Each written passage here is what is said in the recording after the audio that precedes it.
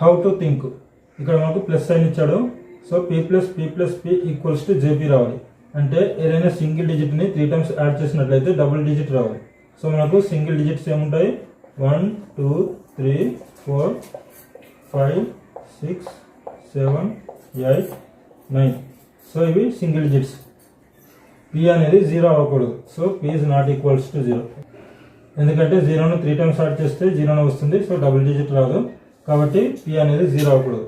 So ఇక్కడ 1 to 9లో మనకు first 1 తీసుకున్నట్లయితే 1ను 3 టైమ్స్ యాడ్ చేస్తే 3 వస్తుంది. సో సింగిల్ డిజిట్ వస్తుంది కాబట్టి 1 అవ్వదు. 2ని 3 టైమ్స్ యాడ్ చేస్తే 2 + 2 + 2 6 అంటే సింగిల్ డిజిట్ వస్తుంది. సో 2 కూడా ఈ కండిషన్ని ఫాలో అవ్వదు. సో మూడవది 3ని యాడ్ చేస్తే 3 + 3 + 3 9. సో సింగిల్ డిజిట్ వస్తుంది. సో 3 కూడా ఈ కండిషన్ని యాక్సెప్ట్ చేయరు. సో ఇప్పుడు 4 చూసుకున్నట్లయితే 4 + 4 + 4. So 4 + 4 + 4 that equals to 12. అంటే 4ను 3 టైమ్స్ యాడ్ చేసినట్లయితే డబుల్ డిజిట్ వచ్చింది. కానీ ఇక్కడ మనకి ఏమి ఇచ్చాడు,